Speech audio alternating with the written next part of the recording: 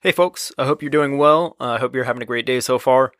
Just want to let you know today's episode's a little bit of a repeat. The very first introduction episode that I did had a little bit of my story, but at that point I didn't really have a format, so I'm kind of redoing it with a few newer dreams sprinkled in there. You'll get a little bit of a better feel for who I am and kind of my character. And it's not my favorite subject, but I think it came out okay. So I hope you enjoy it.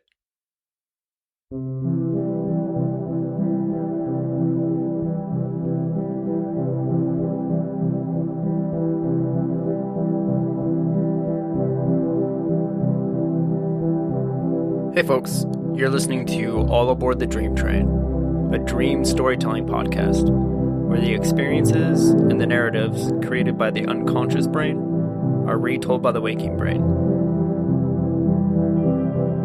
Join us and listen in as we get to meet and hear from a new guest each episode. We learn details about their sleep hygiene and habits, and we hear about the similarities and differences between their dream life and their waking life.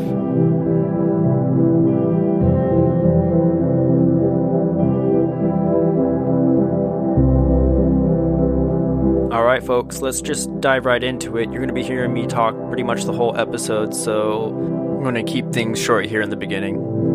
I'd like to take this time and introduce a short segment that we're going to be doing, kind of just recognizing and giving shout outs to anybody that's supported us through social media, Patreon, read off some dream tweets, and just general support for the show.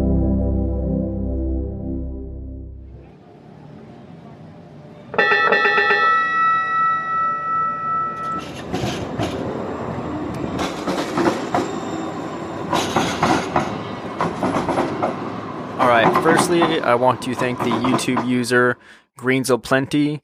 They've been leaving a bunch of comments and their own experiences on Dr. Callis's episode and as well as Kit's. Your replies and comments were really thought out. I'm not able to get to them immediately, but I do read everything that you write, and so I appreciate your time. I want to thank Claude Artisan that's been reposting some of my stuff on Facebook and Instagram. I see you, Claude. Thank you for your support. Laura Pollock has also been a big support and has been sharing the episodes. So thanks again, Laura. Also, her episode is going to be dropping in the middle of this month. So be on the lookout for that one. It's an excellent episode.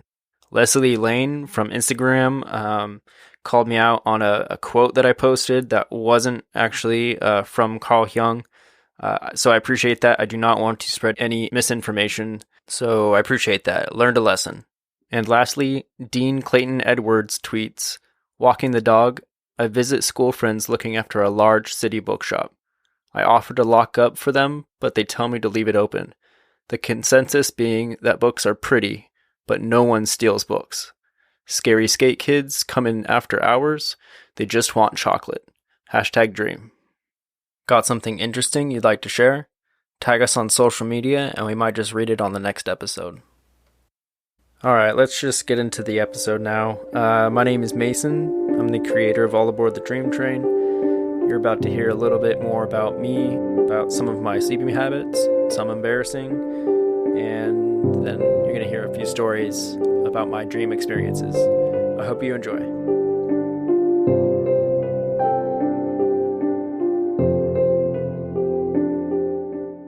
I am 33 in February, and I live in Portland, Oregon. I'm a native Oregonian. I grew up just outside of Portland in the suburbs of Oak Grove in the Gladstone area. Hobbies and passions. I'm a little bit seasonal in the summer months. I like to hike. I like to ride my bike around town, hit different bars. I enjoy bass fishing. I almost always catch and release. I like kayaking, soaking in natural hot springs, just kind of chilling out in the sun. Generally, just kind of getting as much sun as possible. Hobbies, passions. A few years ago, I was really into Big Buck Hunter, which is if you don't know, it's an arcade game. You usually find them in dive bars. The simplest way to describe it is that you use a plastic gun to shoot virtual animals that run across the screen. I competed in that for a few years. It's kind of ridiculous, but it's amazing at the same time. Everybody within the community is just like, you're instantly friends immediately. And it's just like a real tight-knit group. Once a year, everybody gets together for the World Championship, and it's just basically a big party. It's kind of ridiculous, but it's also a lot of fun. That one's gonna feed the whole family. Tastes just like possible.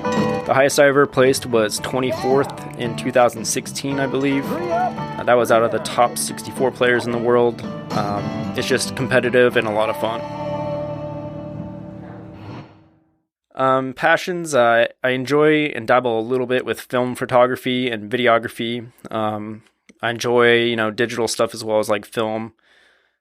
I just like the whole creative process, kind of going out there and trying to see something from a different angle or perspective, and then going in and, capturing that and, editing it and then creating a project. How would I describe myself? I describe myself as a little bit ridiculous on the outside, but on the inside, I'm just like everybody else. I'm just trying to be an adult the best I can. I have a rat tail, but it's sort of clean cut. I kind of keep it clean. So I'm kind of the business in the front, party in the back type. I like to try new things and keep busy. I'd rather know a little bit about many different things than just being a master of one. I feel like I need new challenges. When I do like monotonous work, I get bored really easily and my mind starts to wander while I'm doing it. So I feel like I just need new tasks and new things to focus on.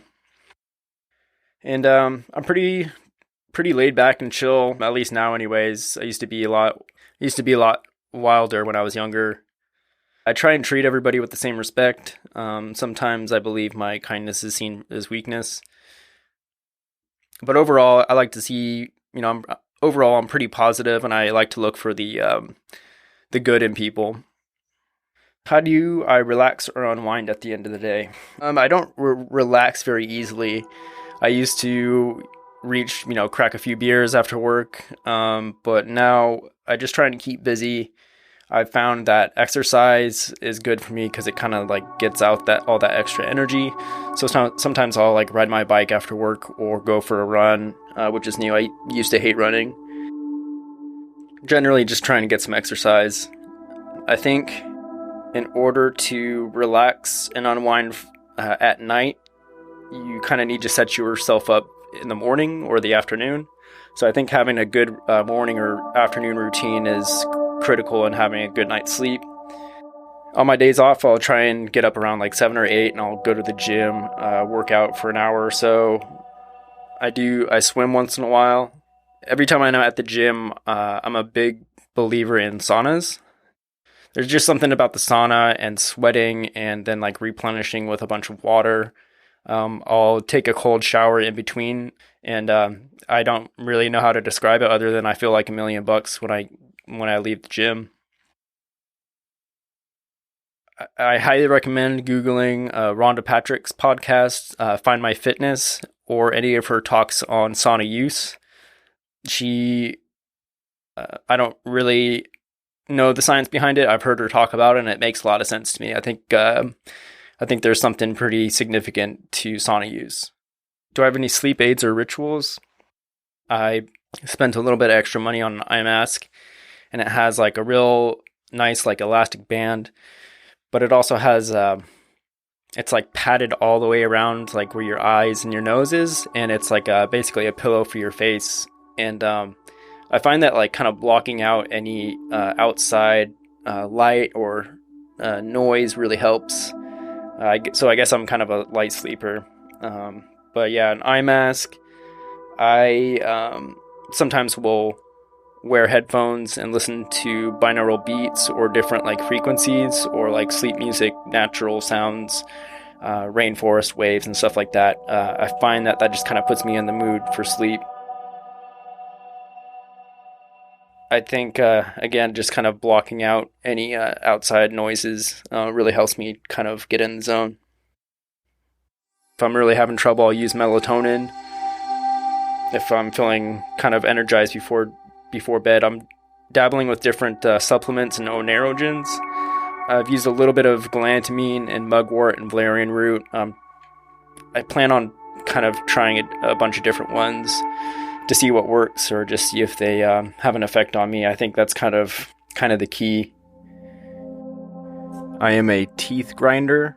I apparently grind my teeth super hard, and if I've had a few drinks, apparently also I talk in my sleep. It sounds like absolute gibberish. I've never heard it before until Carly made a recording of it.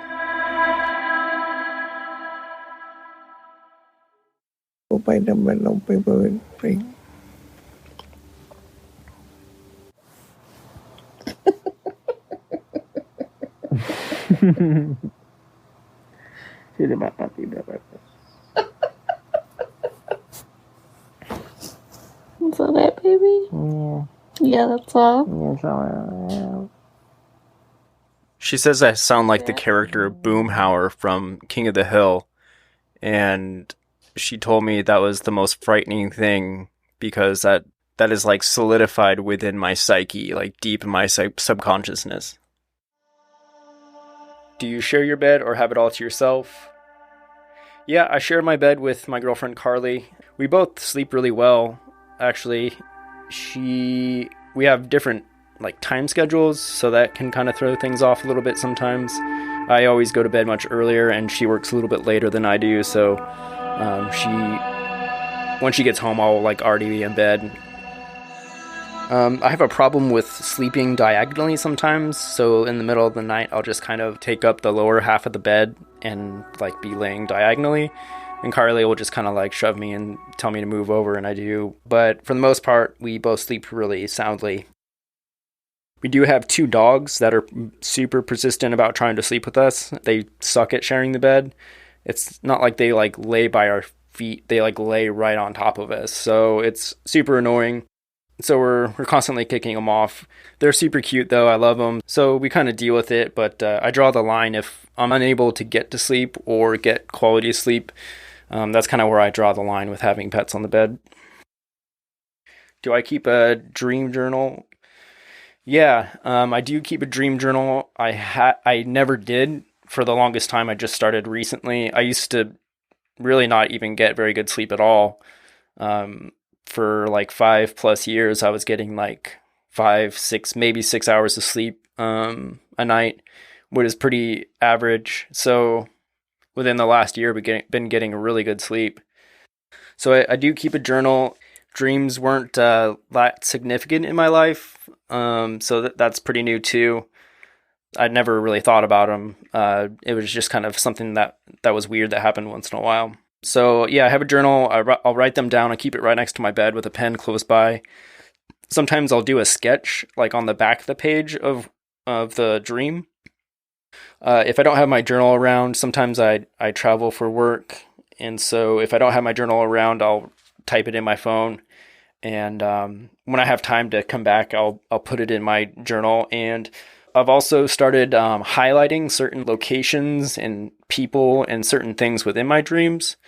Lana Sack-Wild is a dream coach, and she kind of helped me kind of organize my dream journal and how to like identify different things within my dreams. So it's actually pretty organized now, and I really enjoy kind of rewriting and reliving those dreams.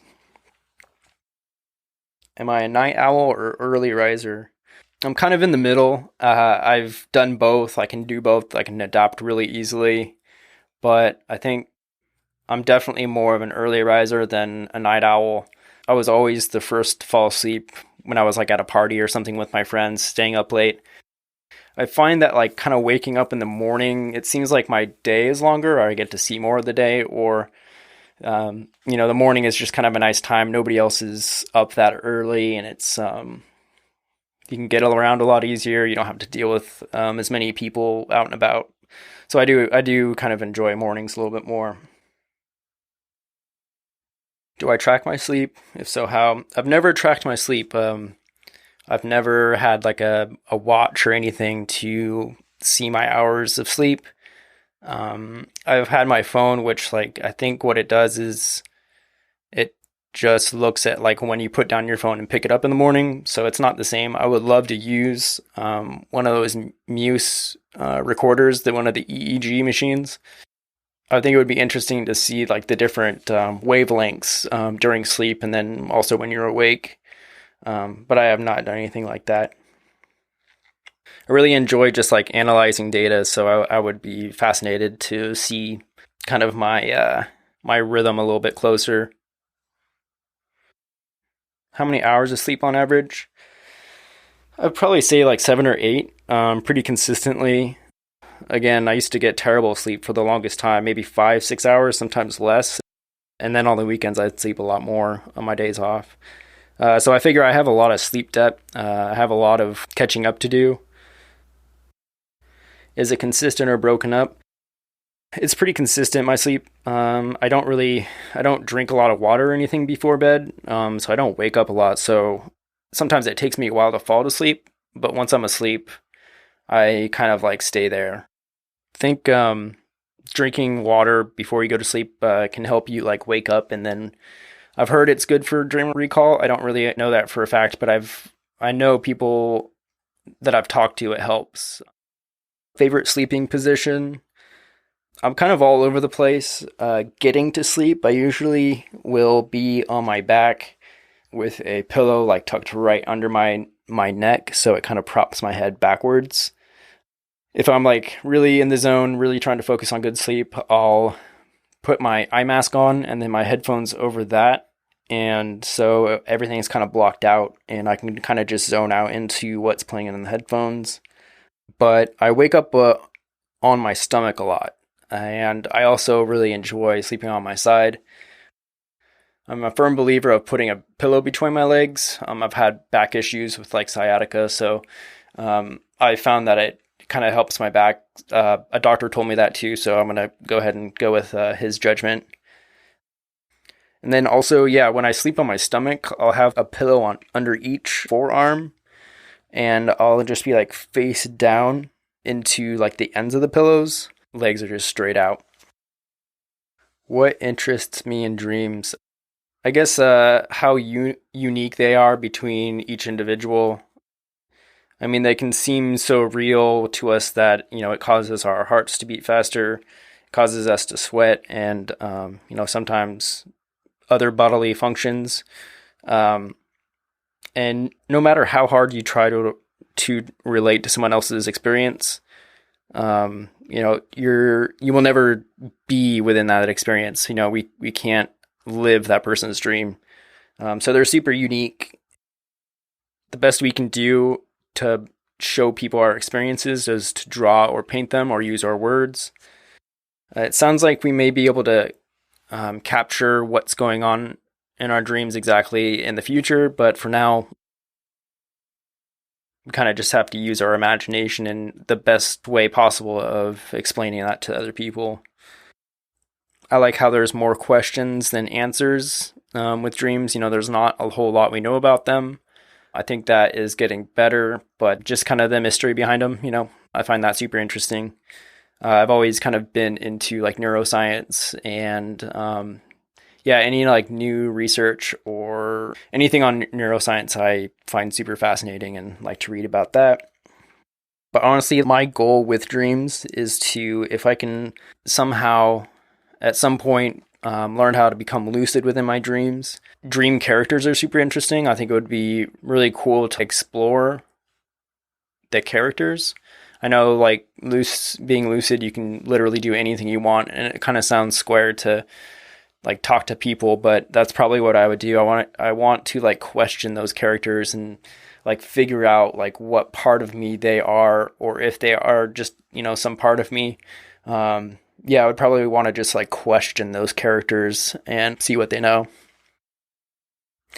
I've heard that some characters are more present than others, so I would want to explore like why that is.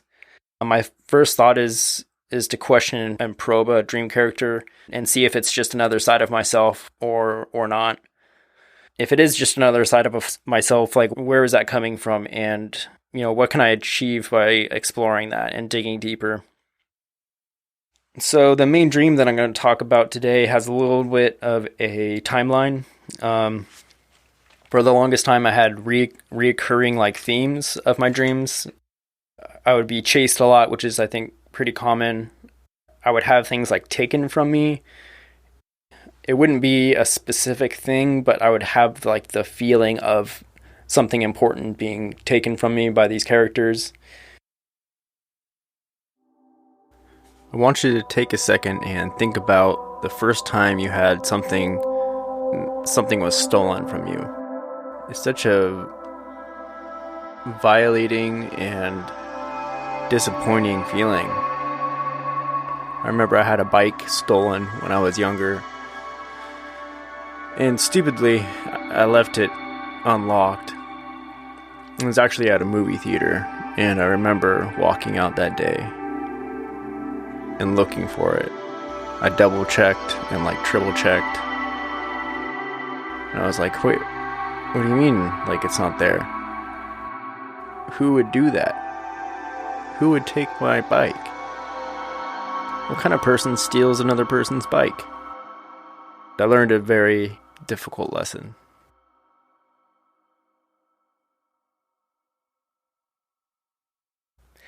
I had those dreams like pretty consistently, and every time I would wake up from those, I would feel just super bummed out. I would literally wake up like disappointed, like wondering why I couldn't do anything, why I couldn't stick up for myself during these dreams. And so it's a great way to start the day, feeling completely disappointed in myself.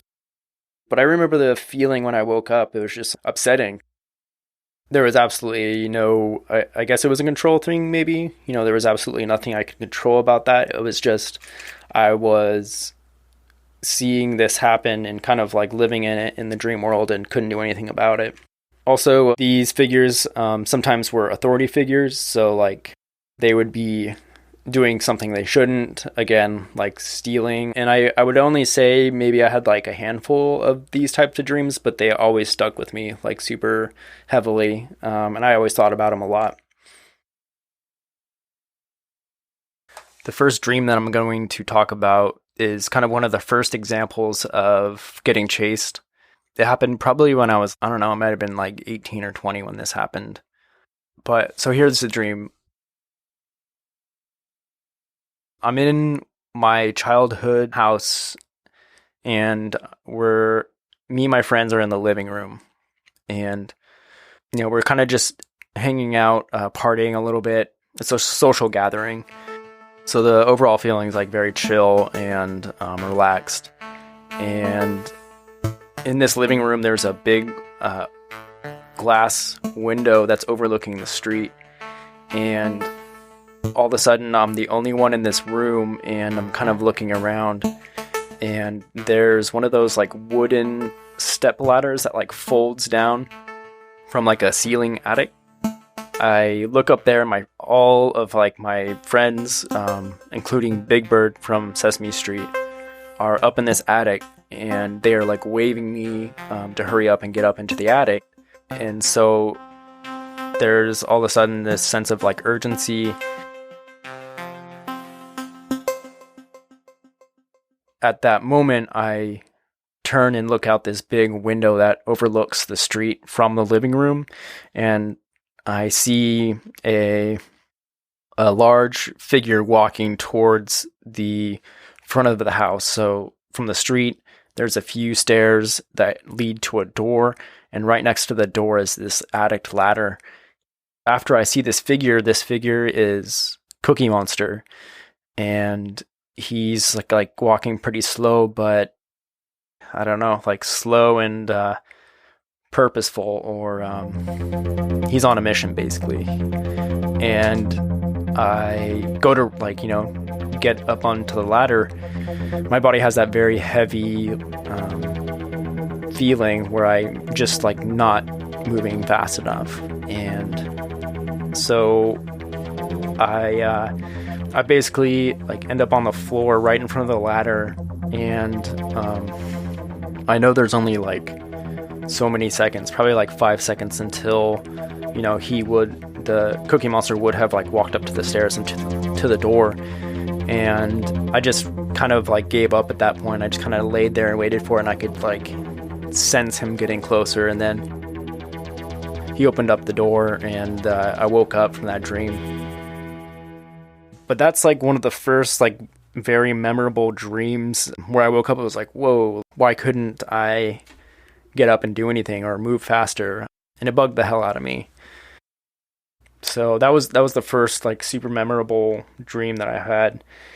I was probably like 18 or 20, so like the Sesame Street characters weren't anything that was like recent that I had seen. So that was kind of a random detail for me. I really don't have any type of takeaway from that dream. That was just the first time that I had the feeling of like, why can't I change the outcome here? You know, I kind of just had to deal with what was going to happen. So the second story that I'm going to tell you today, the timeline is I had these recurring like dreams, the theme of, you know, being chased and having things stolen from me. And then I had one single dream that completely ended those themes. A few years later, I went and got a tattoo of part of the dream on my arm. And I don't know if I'm not really going to say it's like connected or like it prepared me or anything, but I had a really lame experience at one of my past jobs where a guy repeatedly was lying to me and bullying me, and it wouldn't have been an issue if he wasn't my direct supervisor. And I don't want to paint this picture like I'm some type of angel, because I'm not. If it had been just one of my coworkers, I would have just told him to get lost. There's a point where I'm given some information in my dream, and I recognize that information is false, and so I act on it. And it was the first time I was able to like act on a dream and like change the outcome. I kind of felt the same thing at this work incident. Like there's a definitive point where I like recognize like this is totally false. Like I don't really have to worry about anything. And I just felt real cool, calm, and collected throughout the whole thing. I don't know if I would have felt the same way. I don't know. I don't know if I would have felt the same way if I hadn't like had this moment in my dream where like I overcame this obstacle and literally like beat it.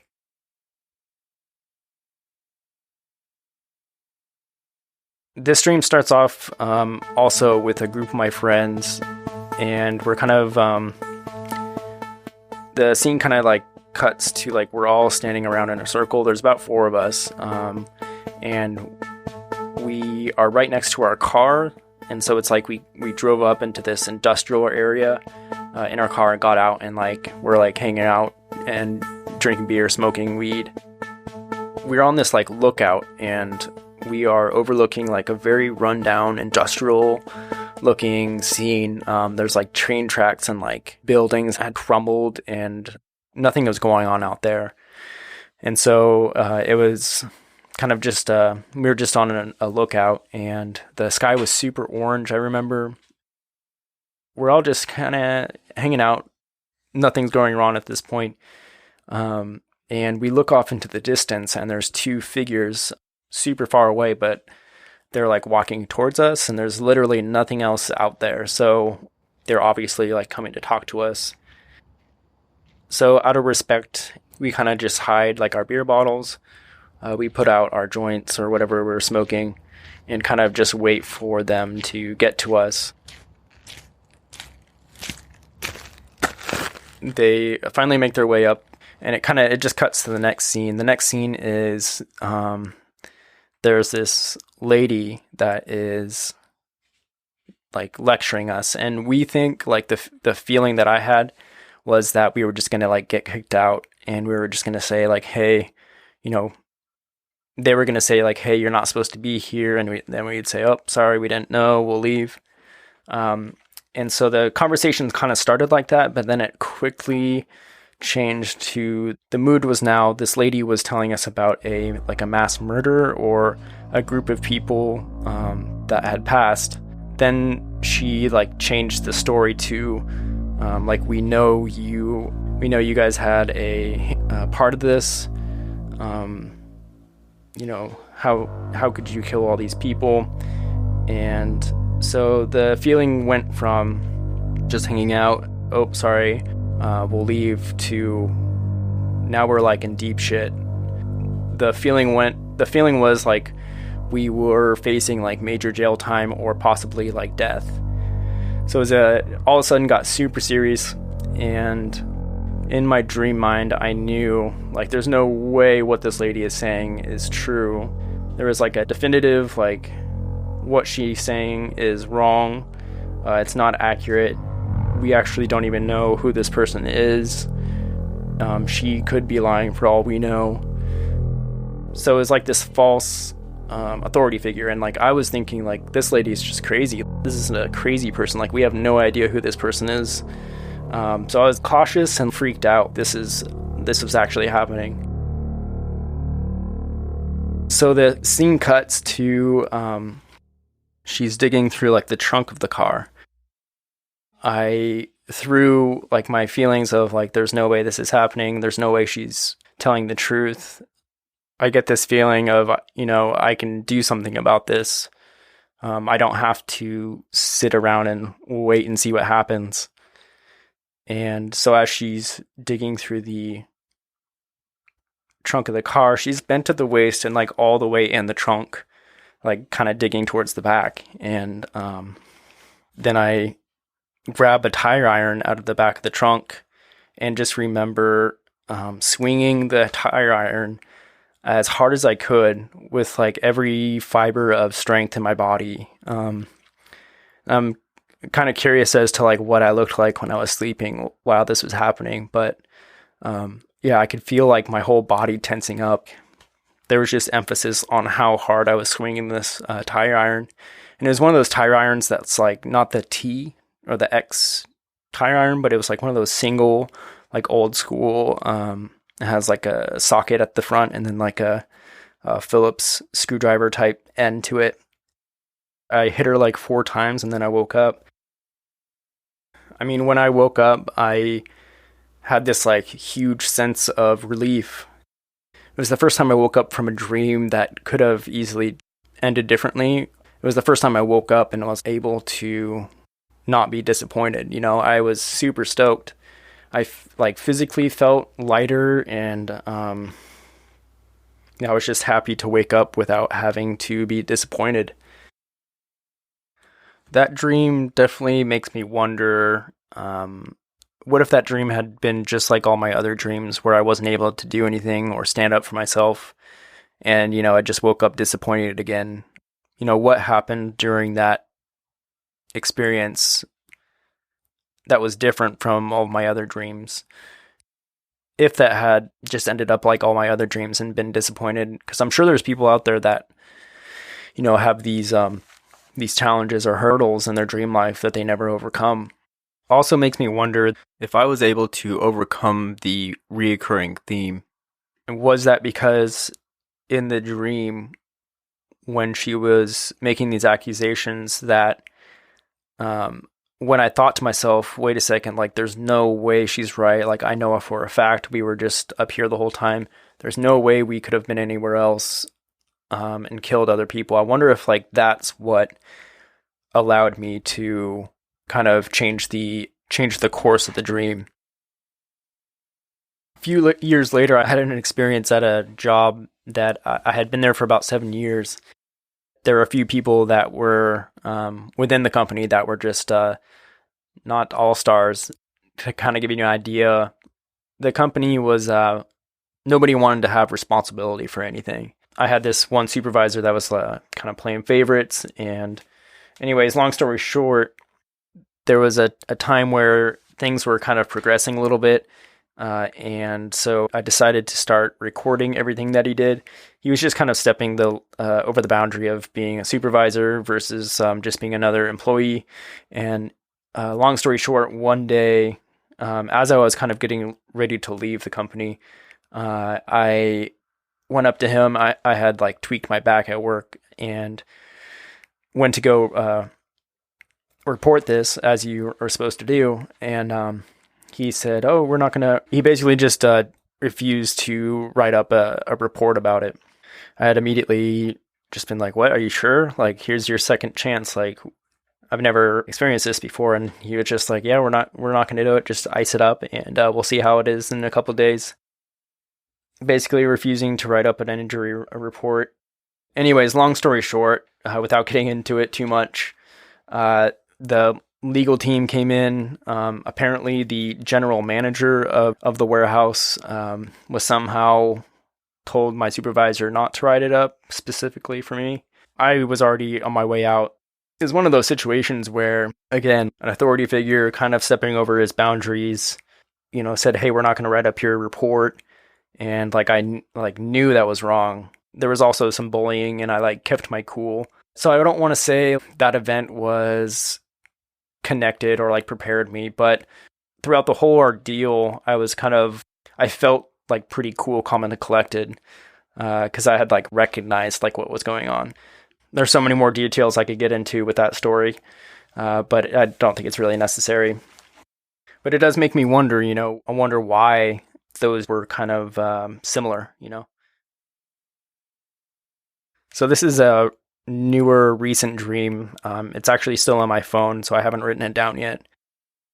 The setting is I'm in this small room with 2 or 3 other people. There's a CCTV monitor that we're all kind of watching behind this bar. And the overall setting is the small town we're in has a serial arsonist that's riding around and catching buildings on fire.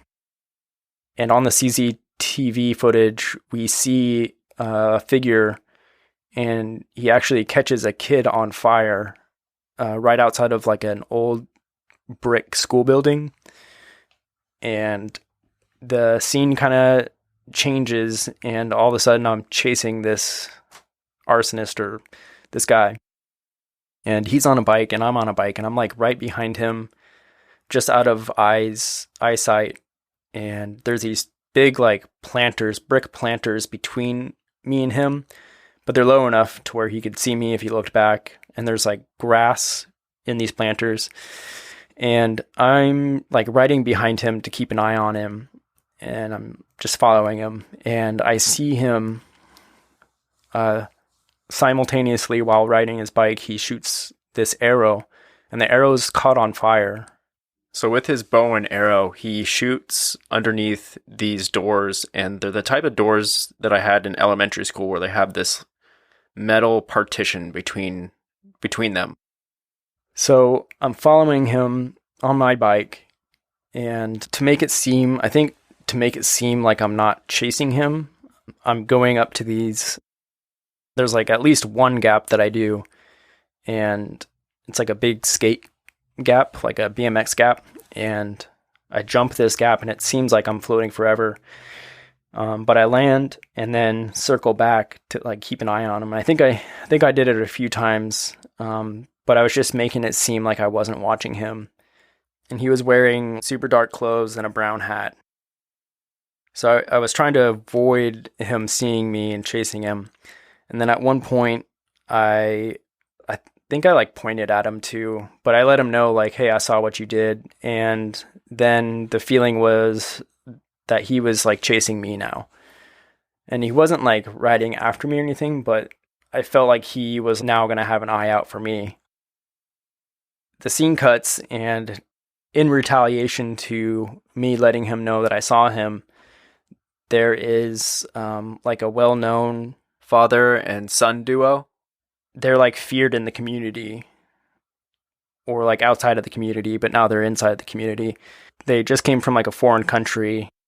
A friend of mine was telling me yeah, they take this space heroin, or this heroin that makes it so you can't harm them physically at all. They're basically invincible on this drug, and they had come for us to retaliate. And so we're in this house. I guess it's kind of they caught me or whatever, and I'm walking around however I want to. They're very nonchalant, just preparing for what's about to happen. And I remember seeing the son in a very tight nook area, sitting down and slowly sharpening his knife, getting ready to like do whatever he was going to do with us. The heroin like made the father and son invincible. You couldn't hurt them physically. My dream character friend that was with me he had like a machete all of a sudden, and he tried to hit the son over the head with it. I don't know if it was a machete, but it was a long piece of metal. Where he hit him with the machete, like it just chipped. It would be like hitting a real hard piece of like a hardwood. It just kind of chipped off, and he didn't even budge. He was just still like slowly sharpening his knife. Nothing happened after my friend hit him, and so it was just a sign that there was like an impending doom. We were kind of screwed. And then I just woke up. Yeah, I don't have a whole lot of takeaway from that dream. It's interesting that I'm still chasing things and being chased, even after I kind of felt like I overcame that. It's interesting, too, that the one side of the duo, the son figure, it wasn't me that tried to like chop him, but whoever I was with, maybe it's just like represents a different part of me or whatever, tried to take a whack at it and only just like barely chipped it, barely took anything out of that force. So whatever it is, it feels strong. Maybe physical force isn't going to beat it. Maybe I have to look somewhere else and try and figure that out.